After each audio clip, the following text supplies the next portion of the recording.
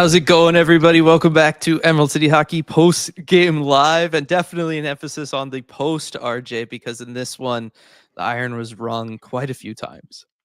Yeah, certainly. I'm Maddie guessing 7 posts here. That might even be a conservative guess with how much the puck hit the iron. It just felt like kind of an odd game like that today. But you know what? The Kraken get it done with a 4-1 win. I said it early in the game. It felt like the Kraken were going into it with a plan. Maybe it wasn't the best plan, as you said, but I'm gonna choose to believe that they went into it with a specific plan. They executed on it. They do get the 2 points, and and a win to start the day almost before noon. I mean, it was like 12:02 when the game ended, but it feels nice to have a Kraken win this early into a day. Yes, I cannot wait to ask Dan Bilesma, RJ, head coach of the Seattle Kraken. Were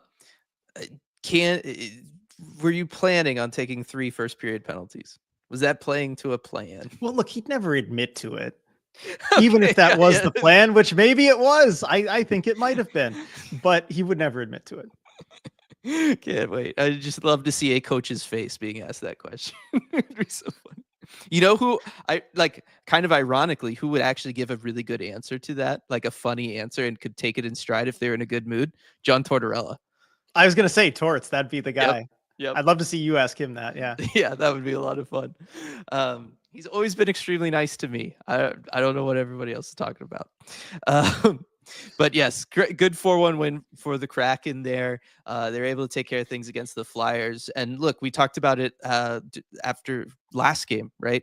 After that Nashville game, we knew the Flyers are a team that could work hard. It's one that you got to put some effort in if you want to play against them, but they're not the most skilled group. You can beat them if you're able to put in that work, and you just have to kind of show up and do it. And as is so often the case this season with the Seattle Kraken, they go from one game where the effort is very much called into question and their motor and all of that stuff into another one where the first period was what it was, but after that they're fine. They have that effort. They can go in there. They can execute offensively, and they can pick up 4 goals and hold the other team to 1.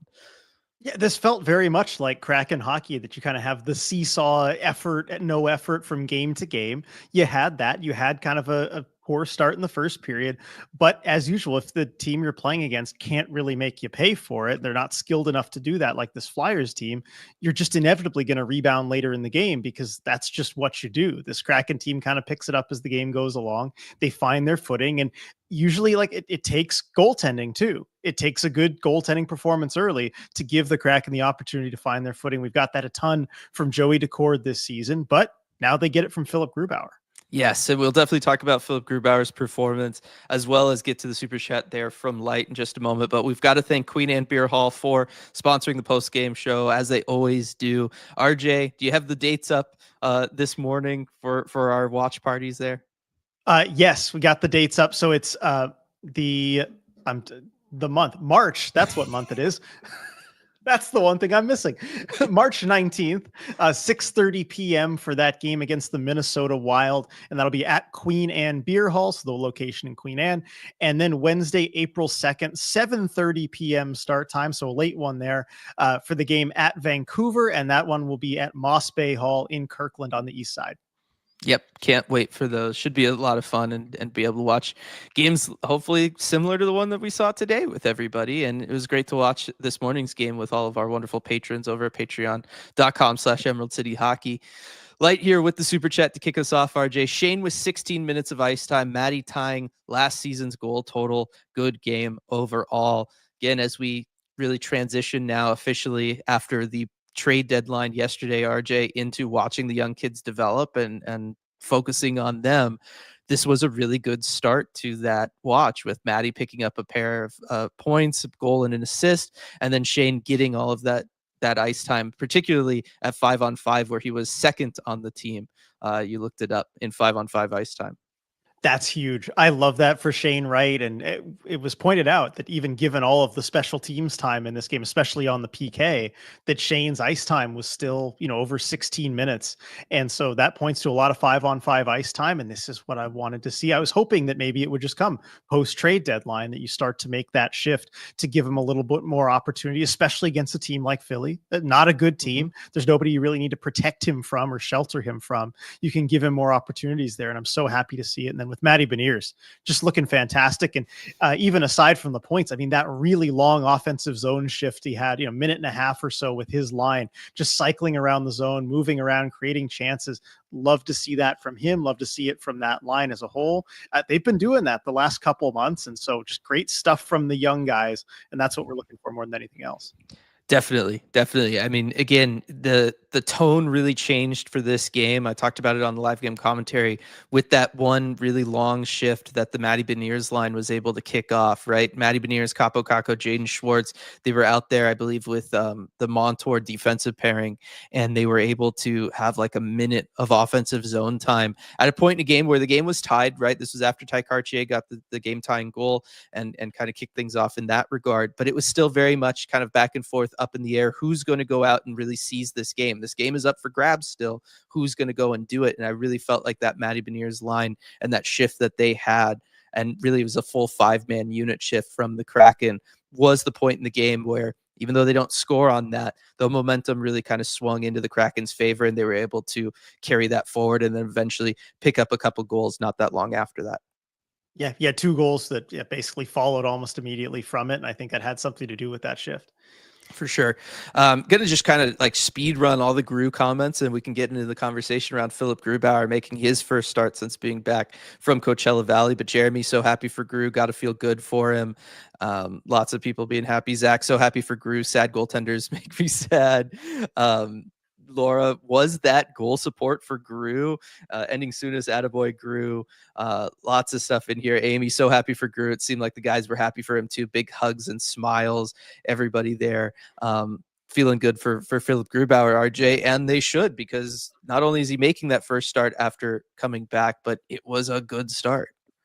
It was a really solid start. And as I mentioned earlier, they needed him to be good early in this game, because without some big saves, it could have gotten ugly early. They could have gotten really behind the 8 ball, and maybe it's a different type of game. But he was tracking the puck really well. And one of the things he mentioned to us a few days ago when he was called up and we talked to him after a practice, and then also mentioned in the post-game interview to Leah Hextall, is just that down at the AHL level, it's a lot more scrambly. There's a lot more kind of scramble situations, net front, a little bit more chaotic. And this game felt like it had that element to it, especially in front of him. He was having to move side to side quickly. He was having to kind of get a lot of pucks down low that were thrown at him. And he was just tracking the puck really well. And so I wonder if the AHL practice, just being able to get some games in, get into a rhythm there, just dealing with those pucks in all situations kind of helped him tonight, especially early today, quarter in the jar. Yes, today it definitely seemed to help him. Yeah, no, I think that that's a big deal for him. I mean, this is something that I remember us kind of figuring out kind of together as a community way back during the first ever preseason that the Seattle Kraken had, and Philip Grubauer going through that preseason, and we were kind of building out our profile of what does this guy look like and everything. And one of the things that was pretty clear was the games that he was able to get involved in early, he ultimately performed better in. And the games that, there was only 1 or 2 shots in that first period, it seemed like those were the games that he kind of struggled in. And then over the years, as we've talked to him, it's still something that he brings up all the time, right? Getting a feel for the puck, getting a feel for the game early, getting a feel like he's involved in the game, and kind of how important that is for his overall process. And so, yeah, I think that being the case in this one, as the Kraken played to their plan of conservative defense there, and maybe allowing those zone entries and everything that you've talked about, it did seem to help Philip Grubauer. Yeah, I think he just works better under that situation where if he knows there's going to be nothing egregious, it's all going to be in front of you, he can work with that. Yeah, that being said, still made some fantastic kind of desperation saves, getting across the crease for some big ones, stuff like that. That toe save in the third, toe save, huge. Yep, the one where he makes the initial save and then he's going to kind of have to fall back and reach out with the glove and snag that one. He definitely had some highlight reel saves in this one. General pancakes, which certainly fits for this morning game here on the West Coast. Funny how quickly the advice of just shooting the puck actually worked. RJ Kraken able to get 32 shots on goal in this one. Very Kraken friendly number there. But really, I mean, let me see the breakdown of the shots, because that's got to be mostly in the second half, second and third period. And yes, it was only 7 in the first period. But like the Ty Cartier goal, I kind of talked about it, right? that's an example of, it's clear Ty Karche is just throwing that on net because he doesn't have anywhere else to go, right? He kind of completes his cycle. There's nobody open. Just, all right, let me just kind of turn around quickly, throw it on net, and that's kind of the best option I have here. But it finds its way in. Like, this is the kind of stuff that the Kraken could absolutely start doing more of. Yeah, and especially with John Hayden kind of skating net front, doing a little drive by there for the Hmm. screen. I mean, that's a goal that Urson was not able to see. Same thing on the Brandon Montour goal, where Urson was not able to see that puck screened by his own player, and especially against the Flyers. The Flyers do not have good goaltending. I mean, Urson was kind of struggling to track the puck from distance. He was saved by the post a few times as well. He didn't look very good. The Flyers probably have the worst goaltending in the NHL, and when that's the case, throw pucks on net. You're going to get opportunistic, whether it's bounces, screens, whatever. These goalies are not going to be able to track the puck very well, and so you're going to get those bounces, those chances, and have pucks kind of go in. And that's why I love the Karche goal, and I think it kind of set the tone for the Kraken. They weren't really shooting a ton before that, but after that goal, everybody on the bench can see, whoa, that just kind of worked. And I think the guys maybe took that message to heart a little bit, which, to answer your question from later in chat, Striatic, that was my favorite goal of this game. I think it really set the tone for what the Kraken needed to do. Yeah, I liked that one a lot for sure. I like the Maddie one, right? Maddie just kind of driving to the net and getting it there, and it's a dirty goal. It's a greasy goal. Again, something that we've talked a lot about with this team is kind of taking it to the net front and trying to get goals like that. And then that Maddie Beniers one, from somebody that we would not have guessed. If you told me that that kind of goal was going to happen, I would have probably guessed Capo Caco.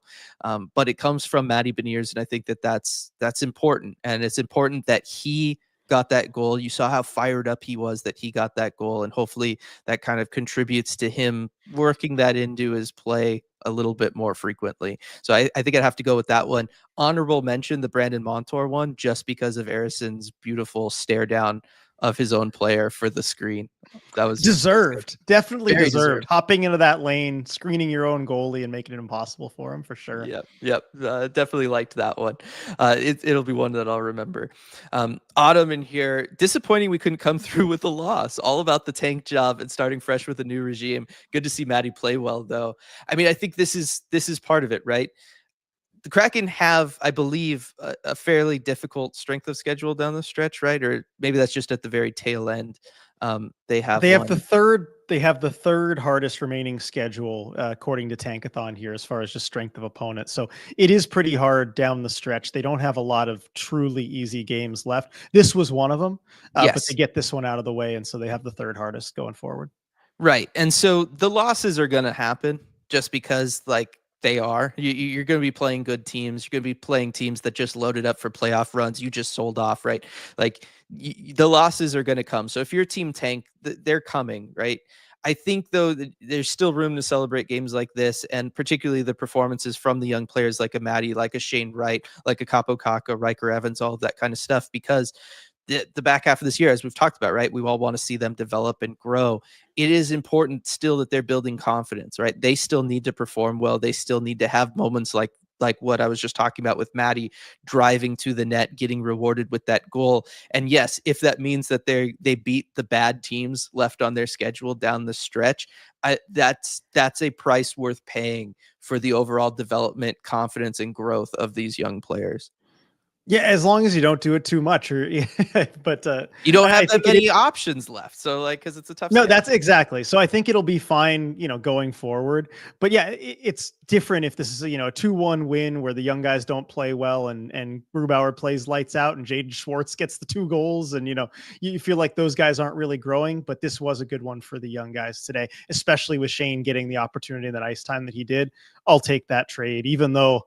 So I'm looking at Tankathon, cracking down to the 6th best lottery odds. That's a little scary, but there's some room to make that up. Yeah, there is. And look, because of Shane's more recent development and how well he's played down the stretch here and everything that it means, and if he's going to continue to play that way with the increased ice time and his performance just kind of continues to ramp it up, I've talked about it. I think it's a top 4 draft. I think realistically, there's only 2 or maybe 3 players in this draft class that could come in next year and help the Kraken anyway. If they're not going to be picking top 4 anyway, I don't know that there's a huge difference between picking say 5th or 6th versus maybe 7th or 8th. And if that means that those wins were coming off of the back of Shane Wright turning into a top tier NHL player, like I still feel like that's better for the franchise overall than just finishing as low as possible, right? Like if Shane turns into a true point per game or better player down the stretch while he's going up against tougher competition and he's getting more ice time, I feel like that's still healthier for the franchise than say being able to grab Roger McQueen at 5 versus having to take like Eklund at 7. Yeah, that difference is not as big. And I like this from Zach. Team Tank is all about finding solace in the losses, not booing the wins. Don't want to end up cursed like the Sabres. I think that's a good approach. Yeah, definitely. All the guesses on the post, I definitely think it's more than 7 there. I think so. Julius, great game, but just can't get over the whiplash of their effort. Again, I mean, we've talked about it so many times. We won't spend a lot of time on it right now, but yes, it's still like the thing I just do not understand about this year, RJ.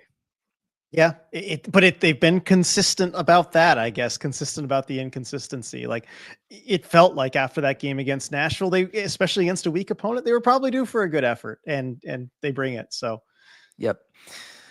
And then super chat here from Shannon. Great that Yanni and Turbo landed in great situations. Hate to say it, but Gord and Oliver look great in Bolts Blue. Thanks so much for the great work. You're very welcome, Shannon. You got to read the Ollivander. Ollivander. I know. But yes, coming in right away, stepping in with the Bolts. Yanni setting up Oliver Bjorkstrand for an eventual game-winning goal. And they fit in. Obviously, Yanni makes sense that he would go fit in that Tampa Bay system and organization there. But Oliver Bjorkstrand being such a smart player, such a skilled player, being that kind of ultimate, just stick him on any line, tell him what his role is on that line, and he can just go and do it. Certainly going to work on a team as skilled as the Tampa Bay Lightning. And you could see right away why Tampa gave up so much for those two is because they know what those guys can bring and how good of a fit they are for that team. And I wouldn't be surprised. I mean, Bjorkstrand under contract for next season anyway, but I wouldn't be surprised to see Gord sign an extension there. So it's not just for this year, it's for the future as well. Yeah, definitely. And then Turbo landing in a great spot. I mean, he's certainly going to help out that bottom 6 in Winnipeg, right? He's going to help kind of balance out that lineup, not necessarily from a scoring perspective, but just from he's going to be able to get pucks up and out of the defensive zone. He's going to be able to help kill penalties for them, all of that kind of stuff. And so he'll help kind of balance out the Winnipeg team that, let's be real, they will go as far as Connor Hellebuck can take them. And hopefully they have not started him too much. They have. Yeah. They definitely have. But you know what? If you're reliant on your goaltender playing well, another guy who can help you out defensively on the penalty kill, that's going to help you out. So yep, definitely. 6-1 win for them yesterday with Tanev in the lineup. Yeah. Jen in here. How's it going, Jen? Talking about locker room shakeups can have a major effect. I mean, obviously, get the shakeup of those 3 players leaving, RJ, and we talked about it earlier on in the post-game live. They get replaced by players that have been spending time in the AHL level, young players, right? Melanson gets into last game. The young players trying to make an impact, guys, AHL guys they're trying to stick or show that they can advance up to that NHL level, right? And generally what they do is they play a more simplified game. And that simplified game, we've talked about the Kraken needing to do it. We're seeing the results from that, right? Ty Kartye coming back, playing a simplified game, picks up a goal. Asimont playing a simplified game, just gets traded, right, in the Nashville game. He's brand new to the team. He's not playing to the system. He doesn't know what the system is yet, right? He's been there for like 12 hours with everybody. He gets a goal in his first game. You look at John Hayden and how effective he was as a defender through the neutral zone and how great that fourth line was able to play really with a bunch of these, all of these guys. I do think that there is something to when you have a locker room shakeup like this. Obviously, if you're adding generally good players like Tampa has, and they're on the TV now in front of me. Or if you're the Kraken, you're adding players that are going to come in with energy, something to prove, and play that simplified game that we kind of feel like the team has needed.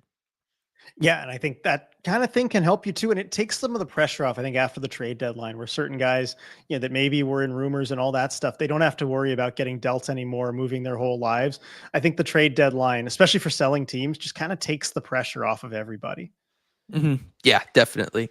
James, haven't seen this team look more skilled than an opponent like this in a long time. So much zone control after the first period. Maddie looked unreal today. We've talked about the great game from Maddie Beniers already a couple times, but yeah, it's like we said, it's been few and far between when the team has been the more skilled team out there on the ice, and we're not going to see it that much more down the stretch just because of the teams left on the schedule. But it is nice to see it. Yeah, it is nice to see because they haven't always been able to get it done against some of these bad teams where they should. I mean, really looking at it, you only got one game against San Jose, one game against Chicago left, and then your next weakest opponent is Utah for the rest of the season. So really, you got two solid games left of teams that they're clearly better than. Yeah, definitely. Vira and Torts had some amusing faces on the bench today. That he did. That he did. Um, let's see. Is Asamont doing enough to be around for next season? Julius is asking. I think you have to see the total body of work after 20 something games, and they'll kind of make the call there. I mentioned this on the Armchair GM stream last night. I'd say it's less likely that he's on the team next year, just because if he is, that kind of takes a spot away from a young player like, say, a Ryan Winterton, who you might want to give that opportunity to instead. You're just talking about a fourth line spot anyway. You might want to give it to a youngster who's kind of, in your system and you've helped bring up. Yeah. As a spare, maybe it's not the worst. If he looks good over 20 games, this is an audition. This is basically an audition for him. Right. But right. This deck is stacked against him, I think. Yeah, I agree with that. And then another one here for you, RJ, from Daniel. Congrats, RJ, on Francis checking all your trade deadline boxes. You must be watching the pods. Now we need you to drop a list of your off-season targets. Yeah. I mean, I don't think he's watching the pods because he wasn't like glaring at me in the way that I would expect him to if that was the case. But he did check all my deadline boxes. I mean, don't re-sign Gordon Tanev, get some good value for those two, and then trade one guy with term. I felt those were reasonable expectations over the trade deadline. And Francis certainly checked all three of those. And certainly the second one, as far as get good value for the guys he traded away. So I think overall a good trade deadline for Francis. And yeah, I mean, we'll see kind of what targets, if he can get a top tier target, an actual star forward, I will be thrilled. But that still remains to be seen. It's much easier said than done, and definitely harder than, harder. Wait, yeah, easier said than done. That's the right phrase. It's yeah, but it's also harder to do than selling off on a deadline where it's very much a seller's market. Yeah, no, it's going to be interesting. I got to think though that the Kraken are going to be in the driver's seat for any sort of large trade, right? Anybody who's going to be available via trade, the Kraken are going to have a better shot at than say somebody in free agency, just because of the assets they have, the prospect pool that they have. Yeah, definitely. I mean, they've got the assets to do it. They absolutely have the assets to do it. You just have to actually be able to get a deal together and get the other team to agree, and in some cases get the player to agree to come here. Yep.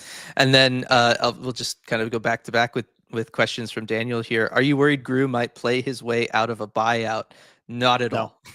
Not at all. Nope. No way. Yeah, definitely not worried about that. Rogue Wave Creative, who was the analyst on the national game, really didn't crack a book on either team. It was PK, right? Was the color? I think it was PK. One? Yeah. Yeah. I didn't really have the chance to listen very much just because, we were streaming during it, but I think it was PK. Yeah. Not surprised then that, didn't know a ton of what was going on, certainly with the Kraken. Let's see. Kylie, if Gru can play well consistently, I'm fine with him. You just can't have that much money locked up in goaltending once Joey's extension kicks in next year. And once that extension was signed, that was already, unless Grubauer, was one of the best goalies in the NHL, that decision was made at that point to kind of move on from him. You can't have 10.9 million in the crease. Yeah, for sure. Daniel, PK was working this game. It was at times, right? Like I felt like it also just kind of, as the Kraken did, generally got stronger as the game went on. Some of those early power play opportunities for the Flyers, a better team would have really done some damage. For sure. Absolutely. They had all the time and space. I mean, they had a good 10 to 15 feet of room at the point. They didn't really take it or use it, but the Kraken were giving them that kind of space.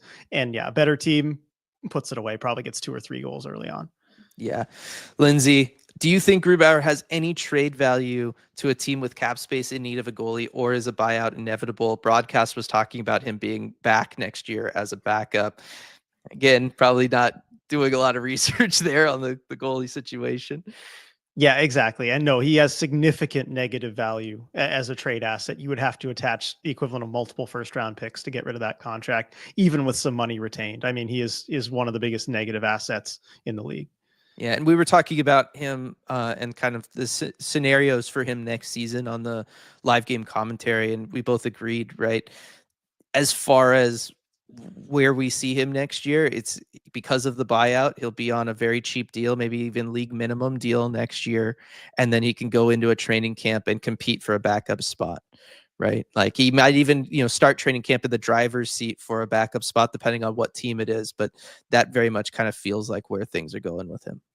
Yeah, I think so. And I think there are some teams that might, give him a look. Like Colorado, I would love to see him just kind of try out for the backup spot there, given how well he did before leaving for the Kraken. Yep. Brooke looked at the Rangers subreddit and they love Borgen now. Susie scored his first goal for them today, and I'm dead inside. Yes, the former Kraken, they're showing up on the Rangers blue line.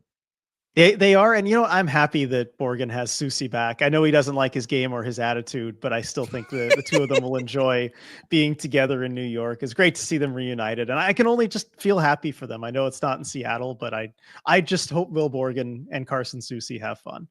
Yes, definitely. I do think they're just like a better fit for the style of hockey that's kind of played there with the Rangers for sure. Like, Will Borgen was not a fit for what the Kraken wanted to do this year, and that was very evident. Just kind of like, Jamie Alexiak maybe isn't a fit for what they're doing.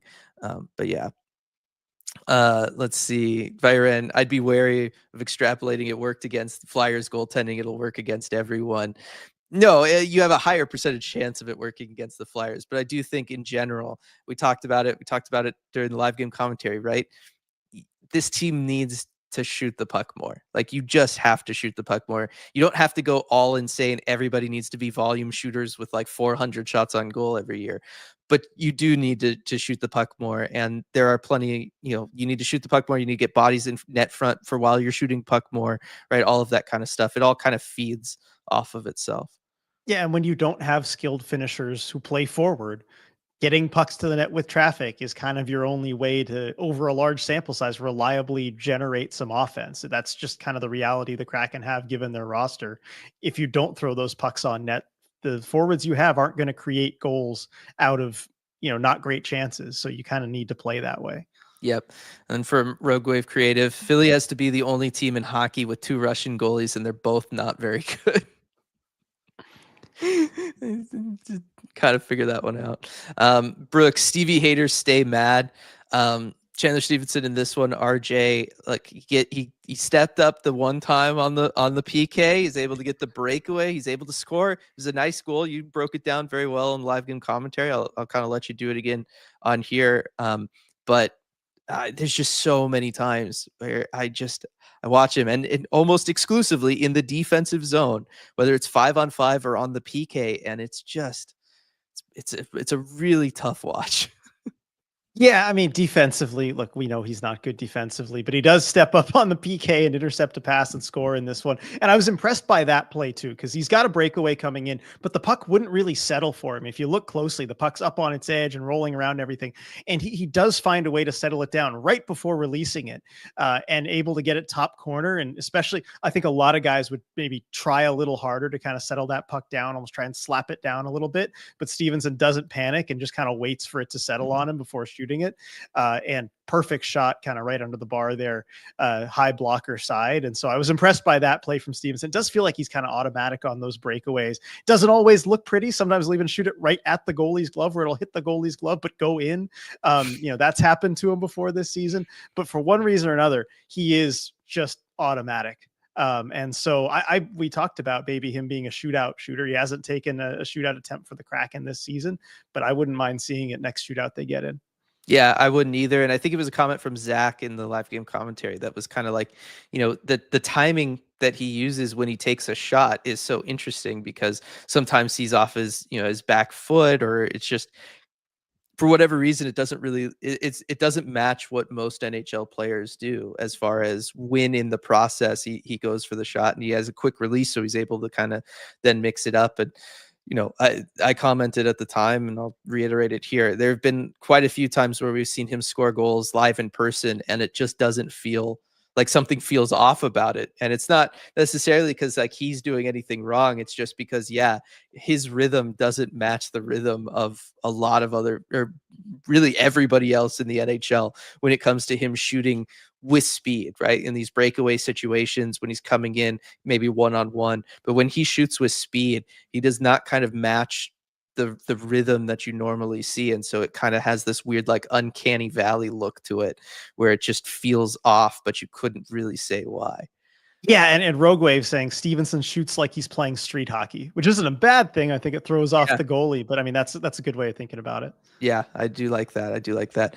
Jeremy, Matty being selfish and doing it himself is great to see, honestly. I mean, I think we've all wanted that from him, to kind of have a little bit more of that play to his game. I will say on the goal that he drives the net and everything, important to note as part of that sequence, the player who's on him as the kind of man-on-man defender who's defending with him falls down, and he falls down because he runs into a different Flyers player who's going the other way because he's playing man-on-man on one of Matty's line mates. And so it was that larger player movement from the Kraken in the offensive zone, really just their cycle that line is so good at doing, that was able to kind of inadvertently run a little bit of a pick on the flyer on flyer, and that was able to give Matty that space. But it was great recognition from Matty because he's very much going into the corner. I think he's planning on going around the net when this happens, but once his defender goes down and he knows he now has time and space to cut it up to the inside,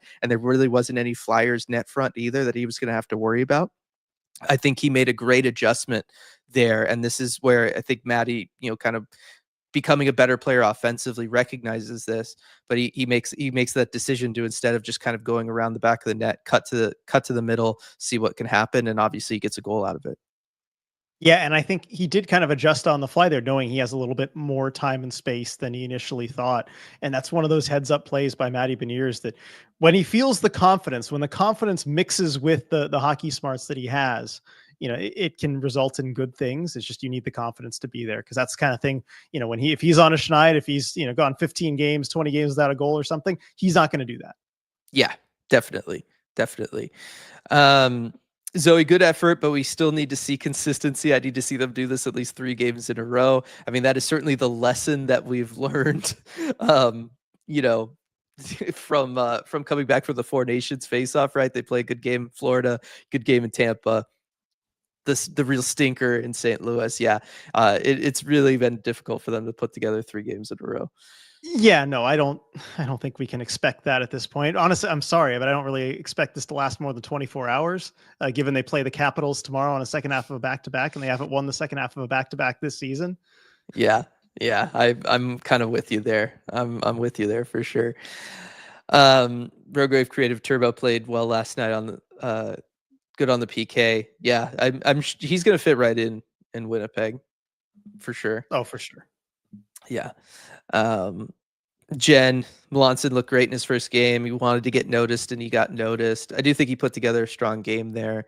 I don't really know, like, kind of how big a role he can carve out for himself long term in the NHL, but like I said, just having those young guys that are going to play with that energy, they want it, they have that hunger, and they're going to play a little bit more physical and kind of play with that effort, I think has been important for this group. And I think he could be a situational guy for the Kraken. I mean, we've kind of seen it with John Hayden the last few years, right? Where if you need a certain element for a game or two, that's the guy that you call up to play that specific role. But he's mostly an AHL type of guy. You can't rely on, or maybe you don't want to rely on veterans for that for too long, right? And I think having a younger guy who's a prospect on an ELC, that works for you a little bit better. And so you kind of see him maybe phase Hayden out in that role over the next couple of years. Definitely. And I think that it's also one of those where I think the biggest question with Melanson long term is just going to be, can he cut down on the bad penalties? Right? Because like he has the speed, he has skill, he has the mindset to be one of those good fourth line kind of grinder players. It's just historically he takes very ill-advised penalties, and he takes way too many of them, and that's something that you will not stick at the NHL level if you start doing that too often. Yeah, for sure. Hey, so far he's drawn 1, taken 0. Yeah. Rogue Wave Creative, do you guys think it's fair to say that next season is a transitional season? Thanks for all you do. Um, I think realistically that's what it is. I don't think the Kraken organization's going to see it that way. No, I don't think they see it that way. I think that's what you'll be told after the fact when they fall short of the expectations that they do set. But no, I don't think the organization sees it that way. I think they're looking to get back to, get to being a playoff team, consistently. I think that's what the goal that they've set is. That's what Francis has talked about. That's what ownership's talked about. They don't view it as a transition season, but I feel like it might have to be in some senses, right? Yeah, they're not going to behave in the off season as though it is. Especially depending on which young players you end up bringing up, right? Like whether it's a Yanni Newman, a Berkeley Catton, whatever. If you're starting to work more young players into the lineup, for at least part of your roster, it's by definition a transitional season, right? So like that's going to be an element of it. Is going to be, we'll see how many young players start coming in for this group. But still, right? Maddie's still figuring it out and trying to become a consistent NHL player. Shane Wright is starting to become a consistent NHL performer now, this later half of this season. But still, like, what is the ceiling? Next year he's going to have to face tougher competition. He's going to have to get more ice time. Like, it's still very much part of his growth and development, and him transitioning from say average, above average NHL player into, can he be a star level player? And so I just think there's, for so many guys on this roster, it will be, developmentally speaking, a transitional season that at some point just starts overtaking everybody else. Yeah, and we'll see. I mean, I just worry about the expectations of, okay, you need to get to the playoffs potentially to save everyone's job, versus what logically should be more of a transitional season with all the young guys getting integrated. Are you willing to develop players properly when you have that kind of pressure to perform? And so that's something we'll talk about next season, and we'll see. But you can't really fully do both. Yeah, it is tough. Stratic, would you trade anything to get first negotiating rights and an 8-year option with Mitch Marner? If you feel like you have any kind of a shot, I'd get like a 4th round pick. I would do. Yes. Even if you're just, it's totally speculative, 4th round pick I would do. I wouldn't really go any higher than that.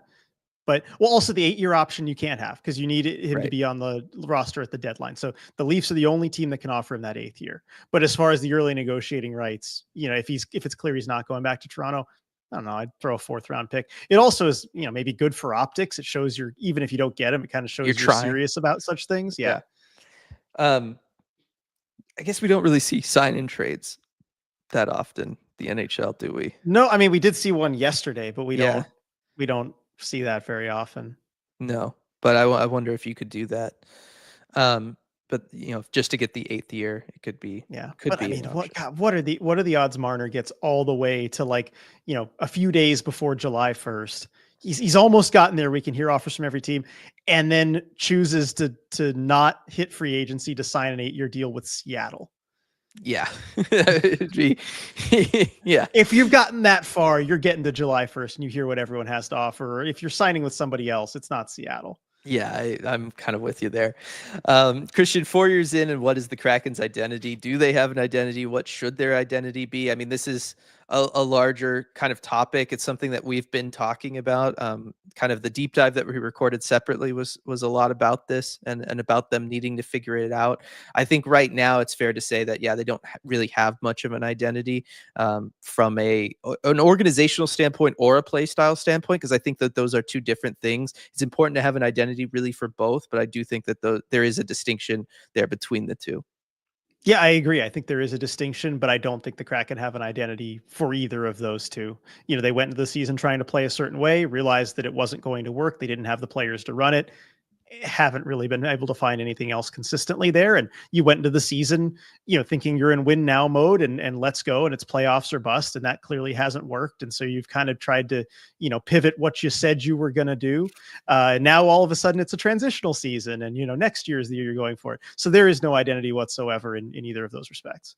Yeah, and we'll see if they start building that organizational identity this offseason with the cap space and the assets acquired, and they kind of go more all in on that idea than they did last year. Where yes, they spent cap space, but it didn't feel like targeted with a larger plan per se at times. Coco, I'm not positive our junior netminders will be ready for next year. Is there a pending UFA you could see as a backup for Joey next season? Yeah, so we looked at that on the Armchair GM stream last night, actually, because there's nobody else in the Kraken org who's ready for that right now. I mean, Coco's not ready. Steska, more of a career kind of AHL type of guy, and I think you don't want this situation again where you're running Joey into the ground because you don't feel like you can start the other guy. So you want to target a UFA with some experience. I mean, some names that came up were maybe an Alex Lyon. I think he'd be a solid ad, maybe on the lower end, the cheaper end. I mean, if you want to spend a little bit more, Jake Allen, get a veteran. Allen's played really well this season. He's somebody who, has handled significant workloads in the past. So I think he's another guy that you could look at as a UFA. But I think goaltending is so hard to predict. I think ultimately what you have to do is find a guy with just some good underlying numbers, who seems consistent enough, and just hope and pray, and don't sign him for too much term. Yeah, I was going to try to pull up Drieger's numbers because I see lots of people talking about Chris Drieger as an option to maybe come back. I don't know, like he kind of fits some of that criteria, but realistically, I think I don't know that he would be somebody that you could totally rely on. No, he's not of that level. I mean, look, he's played over the last 2 seasons. He's played a grand total of 2 NHL games, and I just think you want somebody with more experience at the NHL level than that. You look at his AHL stats for this year: .878 save percentage. That's not very good, and for a guy who's 31, or will be 31 at the start of next season, the trend line, at least stats say, probably is going downwards, and so I wouldn't trust him to play, because this is a guy you want, somebody who can take 30 to 35 starts. Mm-hmm. And I don't know that Drieger's at that level that you can just automatically trust it. Right. And the movement that he's had just in the last week would kind of tell you where NHL teams kind of feel the about Panthers him. Clearly didn't trust him as a backup. Yeah. So that I think kind of tells you a lot there.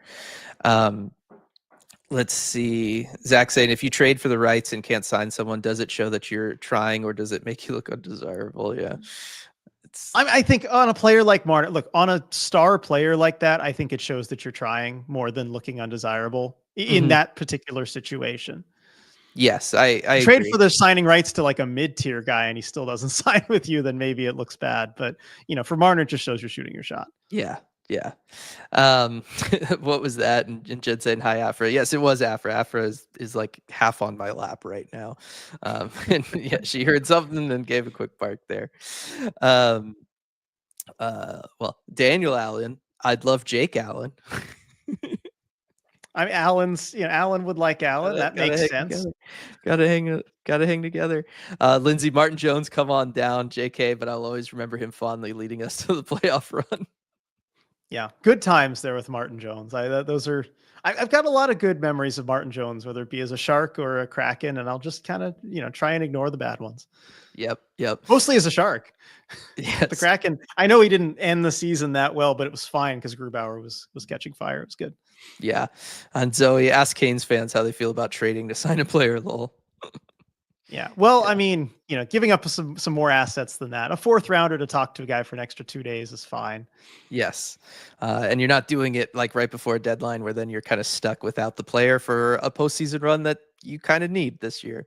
Yeah. It's really tough spot there. Coco, so how about a comment or two about the Rat heading to Florida? It's gonna go be the King Rat. Yeah, it's a great trade for the Panthers and just a fun one too. He's as you said right off the bat, like he's the perfect Tkachuk replacement if Tkachuk has to miss some time in the playoffs, and then even if not, I mean, good luck just lining it like him, Sam Bennett. I mean, who's going to be the third on that line? It doesn't really matter who's going to be the third on that line. They're going to be a menace. I was going to say, well, once Tkachuk's back, you're talking about Sam Bennett centering Tkachuk and Marchand together as their second line behind, Barkov, Verhaeghe, Reinhardt or something like that. Like, I mean, throw that out there against anybody. Good luck playing against those 3. Right. And with their lineup, you could even spread the wealth. You could have like Evan Rodriguez or something up on the first line, and then Verhage all of a sudden helping make a third line work or something like that. Or like they have options, right? With like a Lundell, like, oh man, crazy that Stacked group. yet again. Yeah, and Seth Jones getting, you know, a billion assists, just moving the puck up the ice to players who can play with it, unlike in Yeah. Chicago. Doesn't have to be the guy. Yep, it's just got to be Brandon Montour essentially. Yeah, Um, that's the role they kind of brought him in to fill. yeah, Christian, how does the play style of each goalie and the tandem complementing each other a factor, or is that even something that they think about? Like, do you want to have two goalies that play a similar style, RJ, or do you maybe want guys that play differently, or does it just kind of not matter? I don't think it matters all that much. I mean, the biggest difference is just in the propensity to play the puck, which most teams don't have to worry about. Most goalies are, they kind of just play the puck in basic situations where you would, and you don't worry about it. So the defense doesn't have to really make any adjustments there. Of course, with Joey being one of the two goalies in the Kraken tandem, whoever else we see, it does make a bit of a difference. But I don't think you're gonna be able to find another goalie that plays the puck the way Joey does as a backup and all that stuff. So I don't think you really have to worry about it too much from that respect. But yeah, I don't think it's that big of a factor. It's really kind of just something like if your team identity is we don't give up a lot of shots and we very much clog these specific shooting lanes, then you want goalies that are comfortable playing behind that. Or if your style is we play a very back and forth and there's going to be 2-on-1s and occasional breakaways and stuff coming back on you, and you need to be somebody who's comfortable with that, you would think about stuff like that, and you might start seeing some, you know, overlap in skill set and mentality back there. But I think if you're just kind of like a normal team playing normal systems, I don't think that it matters that much for you. It's the fit of the goalies to the team in front of them that matters a lot more than the fit of the Yes, one goalie to each other. exactly. um Lindsay Hockey Fiend, I drove all the way from Oklahoma to Alaska this week. I have a lot of trade deadline news to catch up on. Yes, you do. That's got to be a crazy drive. Like, I'm trying to Yeah. think of how many hours that was. Let us know, Lindsay. How many hours is that? Because like I'm used to the SoCal to Washington 18-hour drive, but that's a lot more than that. Yeah. I mean, how many days Is do you it split double, that I up wonder? over? At Yeah, least like 4, right? I would think so. I mean, I could do the 18-hour drive we do in 2 days. Mhm. So if we have 3 or 4 drivers, we could push it and make it one, but realistically 2. Um, yeah, that's gotta be a tough one for sure. You Yeah. gotta wait and do it after the trade deadline, so then you have all the podcasts to listen to about the trades for the Yeah. drive. That's the way to do it. Uh, Kylie, Dylan, what grade would you give RJ handling the early start today? RJ gets an A for sure. Like RJ's been great. Like maybe it's just because it was a low expectation bar to clear for RJ at 9:30 in the morning. But no, I thought RJ was great. Came on, did some good stuff. Maybe it's just a coffee thing. Maybe you have to become a coffee guy now. No, I can't do that. I just can't. But I will say the coffee, I think it really helped this morning. My wife made me coffee. Really appreciate that. And it seemed to just put me in a better mood, make me more kind of happy go lucky. It also allowed me to see into the future and see that it was all going according to the plan, even though it didn't look good at first. But yeah, no, I felt pretty good. I Yeah. did not feel good waking up. I was I was exhausted, but then yeah, I don't know. As soon as I got on stream with everybody, it just woke me right up. Yeah, definitely, definitely. Real quick here, Lindsay. It was over 70 hours and 7.5 days. Drove 4,200 miles. It's a lot of miles. It's a lot of Wow. miles. And yeah, 70 hours, 7.5 days. That definitely checks out. Again, it always depends on like how many drivers there are. But yeah, that definitely checks out there. That's, I mean, I hope you're Well, able it to like still averages out to almost 10 hours a day. right. Yeah. No, I hope you're able to kind of take some moments to enjoy all the beautiful scenery I assume you saw on the way there. Um, and you were able to kind of enjoy and appreciate all that stuff. But that is a heck of a trek for sure. I mean, depending on what route you take. I mean, what provinces, Lindsay, did you go through? I'm sure Alberta and BC, of course, but like, and yeah, I'm sure Alberta and BC, but like, did you cross into Saskatchewan? Because like Oklahoma's pretty far to the east. Yeah. Yeah, I guess it depends on if you went straight north first or not. Yeah. Yeah. Jeffrey, is Marner an RFA? They don't trade picks for UFA in the NHL, do they? If they do, who does the pick go to? Yeah, and Byron kind of answering it. The trade would be for the rights to talk to the player. So like you would trade Toronto the pick to then have the ability to negotiate early with Mitch Marner and try to sell him before everybody else gets to talk to him. Yeah, because before July 1st, only the team that has the rights to him can talk to him. Otherwise, that's tampering. So you trade just for the right to talk to him. Yeah. And then, Light, I don't know if you guys touched on it, but I think that it needs to be said how good it is that Riker went from a feast or famine offensive defenseman to a very good young two-way defender. And yeah, we haven't touched on it a ton this season. We've talked about it at times, but that has definitely been the case for Riker Evans. And look, on a team that already has a Vince Dunn and a Brandon Montour, he doesn't need to be the guy that is the puck mover, right? It's allowed him to come in and develop a little slower, right? Come in, start the year on the third pairing, learn some of those skills, start working his way up the lineup and kind of be that guy. I think that the benefit of the Kraken having those two players above him has really meant that he's been able to work on that defensive angle of his game and get a lot stronger there, and it'll make him a much better player overall for the future.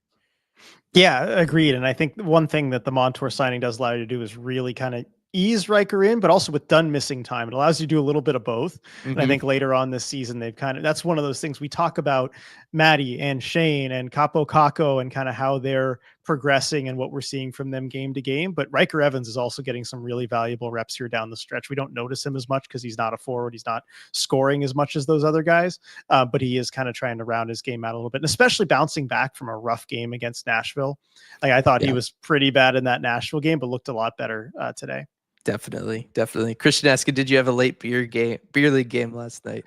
No, I didn't. 2 nights ago I Night did, before, but yep. yeah, the night before I did. So I was already operating off of 5 hours of sleep with 0 minutes of REM, according to my sleep tracker.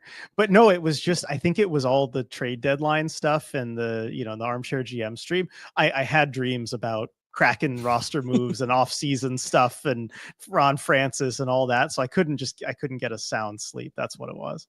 Yeah. And then Lindsay, Alberta, BC, and Yukon. So there you go. Went to Tim Hortons 4 times in Canada just because. I was wondering if you'd clip Yukon. I mean, you kind of have to, Yeah. right? I mean, it depends on where in Alaska you're going. If you're going down to really south, like Juneau or something, you don't necessarily need to go through Yukon. But did you go to Fairbanks or something? Anchorage, maybe? Maybe. Fun stuff, though. Fun stuff. Sorry, I could just talk to Lindsay on the side about this trip. I'm just so interested. Yeah. Seattle Nomad was listening to Elliot Friedman's pod yesterday, and they had a brief discourse on the potential for an offer sheet frenzy with the cap going up. How could that impact the Kraken's off-season plans? I mean, there are a number of ways it could. We looked at it at the Armchair GM stream yesterday about some potential offer sheets they could do. It's interesting. Even though the cap is going up, and so that should provide teams a little bit more room to maneuver there and sign their RFAs. But there are some situations where teams have kind of already spent that money, or they have big name players like the Leafs potentially and a Mitch Marner. If they want to re-sign him, he's going to want a lot of money, and so it's going to put them close to the cap. So maybe a guy like Matthew Nyes is somebody that you can kind of target in that mid-range for an offer sheet. I don't know that Ron Francis, he's not an offer sheet type of guy. He's a gentleman. He doesn't want to break that gentleman's agreement that GMs have. So I would be really surprised to see him actually use an offer sheet. But if it's another GM or if the Kraken are willing to do something like that, there's a couple guys I could see him target. Nyes is one of them. The biggest, most obvious offer sheet target to me, and we kind of talked about it yesterday, is Maverick Bourque with Dallas, from a first round pick of theirs and somebody who's developing pretty nicely in his rookie season in the NHL, where he's going to come off his ELC. He's going to be in line for a decent raise, probably somewhere in the $2 million range. But if you can target him with an offer sheet, the Stars just signed Mikko Rantanen into that big contract, 12 million AAV. They signed Wyatt Johnson. He's due for a raise. They also got to give Thomas Harley a raise soon as well. They're going to run into some cap problems this offseason. And if you offer Maverick Bourque, say roughly $4 million, like a 2-year contract, $4 million a year. Definitely more than he's worth right now, but it could be enough to pry him away from Dallas. It would only require a second round pick in compensation. I think Bork is probably worth more than a second, on the trade market if they were to try and move him. So that's a target right there. I would love to see the Kraken maybe go after if they have the cap space to do it. Really, any team. It makes sense for a lot of teams if you have the cap space to go out and target a guy like Maverick Bork. Yeah, I think those are the situations, and then the compensation's also not too high either, right? Like we tend to always look at like the huge name guys out there available in the RFA thing, but how many guys are ultimately going to be worth sending 3-4 first round picks going back the other way, right? Not only committing the money to them and everything, but also committing that kind of draft capital is certainly not the case. I was going to say, do you think though that we might see like it does feel like a step. I'm not even going to ask the question. Actually, it does feel like What? a step too far to think that Ron would kind of get involved in an offer sheet. Because I was going to say we're seeing him trend away from his comfort zone. Right, last offseason he spent and signed the biggest free agency deals that he's ever signed. Right, he's broken the $6 million AAV contract mark now. He's seeming to get more comfortable there. Maybe it's just he's feeling a little bit of the job insecurity is getting to him, you could argue. And then we're seeing him load up on draft picks that, this trade deadline, and he's actively talking about how like he doesn't want to be making those picks, right? He wants to go and be aggressive in trading for players and acquiring talent. Do you think that kind of more aggressive nature that does not feel like Carolina Ron, and it doesn't really feel like years 1 through 3 Ron either? Do we think that bleeds over all the way to an offer sheet? But that, like I said earlier, it feels like a step too far.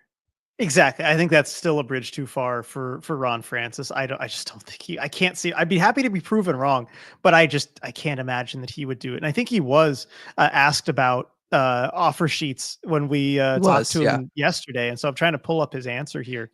It, Um, yeah. I mean, he talked Yeah, about how like it's almost got. He says it's cool. almost got to kind of be the perfect landscape where you can do it. But I don't think teams are hesitant if there's an opportunity to do that, to take advantage of that. There's only so many ways you can acquire players. If that's an option, why not use it to make your team better if you can? I know he was asked in a more of a general sense of like, do you think teams around the league are going to think about that a little bit more? I just can't see Ron doing it. I can't see Ron doing it either. And then Seattle Nomad kind of asking a follow up here. How about teams offer sheeting Riker and Coco?